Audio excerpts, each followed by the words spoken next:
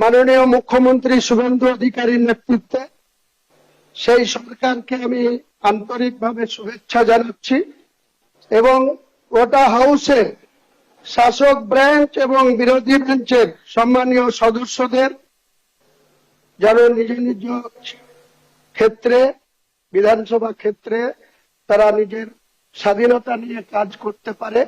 আপনি দীর্ঘদিন বিরোধী আসনে ছিলেন, কোন বিরোধী সদস্যরা যাতে কোনো অসম্মান না হয়, আগের সরকার যে দ্বিতীয়তা করত বা তাদের নিজের সরকারের ছাড়া বিরোধীদের কোনো প্লেস দিত না, আপনি যেন তাদের পথ অনুসরণ করবেন না। কাজেই আমরা আপনার কাছে এই আবেদন রাখছি যে গোটা বাংলার শান্তি, সম্প্রীতি, অখণ্ডতা এবং এক কথায় ল অ্যান্ড অর্ডার, এটা আপনি বিশেষ গুরুত্ব দেবেন। সবাই শান্তিতে এই পবিত্র আগস্ট হাউসে 18তম বিধানসভার সদস্য রূপে বিরোধী আসন থেকে নিশ্চয়ই গঠনমূলক বিরোধিতা আপনার করব, সমালোচনা করব, সেটা নিশ্চয়ই আমাদের ভুল না বুঝে আপনি আমাদের যথাযথ উত্তর দেবেন। সকলকে আমার নমস্কার এবং বিশেষ করে নতুন স্পিকার সাহেব, অনারেবল স্পিকারকে আমি আমার আন্তরিক ধন্যবাদ, অভিনন্দন। আরজিকর ইনসিডেন্ট, আমরা এমনিতেই সোমবার দিন ক্যাবিনেটে আপনারা অনেক সিদ্ধান্ত দেখবেন যে আমাদের চার্জশিট ডিক্লারেশন এবং ম্যানিফেস্টোতে অনেকগুলো বিষয় বলা রয়েছে, অ্যাট্রোসিটি এগেইনস্ট ওমেন, আমাদের ইনস্টিটিউশনাল করাপশন, ওগুলো আমরা পরে পরে বলবো। ক্যাবিনেটের অ্যাপ্রুভাল নিয়ে, প্রপার অথরিটির অ্যাপ্রুভাল নিয়ে আমরা আপনাদেরকে নিশ্চয়ই জানাবো। কিন্তু এজ এ হোম মিনিস্টার আমি চার্জ নেওয়ার পরে মাননীয় চিফ সেক্রেটারি, মাননীয় হোম সেক্রেটারির কাছে রিটিন চেয়েছিলাম যে কলকাতা পুলিশের আরজি করের ইনসিডেন্ট এবং তার পরের কিছু বিষয়গুলো নিয়ে কি তারা কিভাবে হ্যান্ডেল করেছেন। Under the leadership of the chief secretary along with home secretary, তারা একটা ফ্যাক্ট ফাইন্ডিং এর কাজ করেছেন গত কয়েকদিন ধরে। সেইটা দেখার পরে ইনিশিয়ালি আজকে আমরা একটা অ্যাডমিনিস্ট্রেটিভ অ্যাকশন নিলাম। এজ এ হোম মিনিস্টার আমি ডিক্লেয়ার করছি, সেটা হচ্ছে ওই সময় যে ইনসিডেন্ট ঘটেছিল তাকে মিসহ্যান্ডেলিং করা, প্রপারলি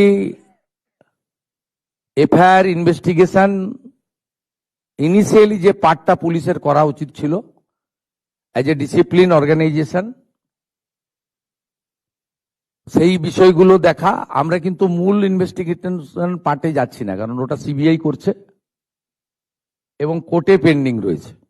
আমরা শুধুমাত্র আমাদের সরকারের যে লোকরা ছিল, specially the senior police officers, the then Kolkata পুলিশের যারা ছিলেন সিপি এবং ইনক্লুডিং অল, এবং সবচেয়ে বড় অভিযোগ যেটা ইনিশিয়ালি আমাদের কাছে থ্রু মিডিয়া অনেকবারই এসেছে ভিকটিমের মাদারের পক্ষ থেকে, যে দুজন police officer on behalf of the state government টাকা দিতে চেয়েছিলেন।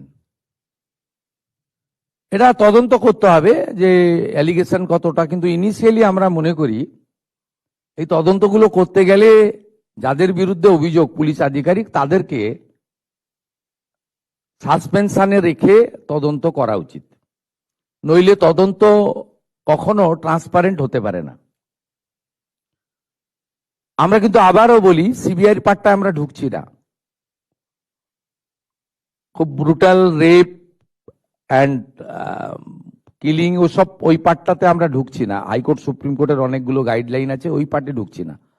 আমরা শুধু সিচুয়েশনটাকে মিসহ্যান্ডেলিং করা, offer financial one type of bribe on behalf of the, কার পক্ষে নিয়েছেন ওনারা, যখন ইন্টারনাল ফ্যাক্ট ফাইন্ডিং হবে, ডিপার্টমেন্টাল ইনকোয়ারি হবে, তখন ওনাদের যাদের বিরুদ্ধে আমরা আজকে অ্যাকশন নিচ্ছি তার বক্তব্য নেব, এবং ভিকটিম ফ্যামিলি যদি চান তাদের বাড়িতে গিয়েও আমাদের অফিসাররা নিয়ে আসবে।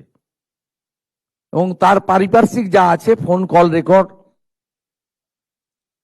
হোয়াটসঅ্যাপ চ্যাট, এগুলো আমরা পরে পরে বের করব। তখনকার যারা অফিসাররা ছিলেন তাদের সঙ্গে কাদের কাদের কথা হয়েছে, কোনো মন্ত্রী মুখ্যমন্ত্রী দিদেন টাইমে তাদের কোনো ইনস্ট্রাকশন ছিল কিনা, এগুলো আমরা সব বের করব। কারণ ওদের যে অফিসিয়াল এবং পার্সোনাল, সেটা আপনার ইনভেস্টিগেশনের পার্ট। কিন্তু আমরা ওই মিসহ্যান্ডেলিং আর পরিবারকে বেআইনিভাবে অর্থ অফার করা, আর একজন ডিসি তার প্রেস কনফারেন্সের অ্যাটিটিউড এবং language in front of media,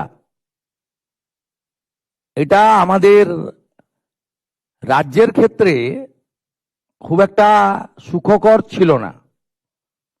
এই সব কিছু দেখে, কারণ ইটস এ ডিসিপ্লিন ডিপার্টমেন্ট, উনি spokesperson of the Kolkata police ছিলেন না অফিসিয়ালি, আমরা এখান থেকে তথ্য নিয়েছি। উনি spokesperson of the secretariat, PD, police ডিপার্টমেন্টের স্পোক্সপারসন বা হোম ডিপার্টমেন্টের স্পোক্সপারসন ছিলেন না। উনাকে পার্টিকুলার আরজিকর ইস্যুতে সাংবাদিকদের সামনে কথা বলার জন্য কোনো কাগজে কেউ দায়িত্ব দেয়নি। কেউ ভার্বেলি দিয়ে থাকতে পারে, সেটা কল রেকর্ডে বোঝা যাবে, কিন্তু উনার যে বক্তব্যের থ্রোয়িং, এটা নারী সমাজ, মাতৃশক্তি, আমরা সবাই তো ভারত পিতা বলি না, ভারত মাতা বলি। এবং অভয়া ইনসিডেন্ট আমাদেরকে নাড়িয়ে দিয়েছে গোটা পৃথিবীতে, এবং নিশ্চয়ই পশ্চিমবাংলার মান, মর্যাদা, গরিমা সব নষ্ট হয়েছে। ঠিক আছে, আমরা আরো অনেকগুলো মেজার নেব। আমরা আজকে 3 জন আইপিএস কে সাসপেন্ড করছি। মিস্টার বিনীত গোয়েল, উনি এখন এডিজি রয়েছেন আইবিতে, আর আরো 2 জন আইপিএস, শ্রীমতী ইন্দিরা মুখার্জি এবং শ্রী অভিষেক গুপ্তা, এই 3 জনকে আমরা আজকে সাসপেন্ড করলাম। এবং এইচএস এর গাইডেন্সে, সিএস এর গাইডেন্সে HS as per the rules যা আছে, ক্যাডার রুল, সেটা মেনে ডিপার্টমেন্টাল ইনকোয়ারি এবং প্রসিডিংস স্টার্ট করবেন। এবং within stipulated time to time সেই রিপোর্ট আসবে। যেটা প্রেসকে বলার বলবো, যেটা ডিপার্টমেন্টাল অ্যাকশন নেওয়ার আমরা নেব। এবং যেটা আমাদের যেহেতু ইউনিয়ন ক্যাডার, যেটা আমাদের ইউনিয়ন ক্যাডার, ওনার যে কন্ট্রোলিং অথরিটি, সেখানে জানানোটা আমরা জানাবো। এটা তার প্রসিডিওর বলা আছে ক্যাডার রুলে। কিন্তু ইনিশিয়ালি আমরাই 3 জনকে সাসপেন্ড করলাম due to mishandling and offering bribe to the victim family.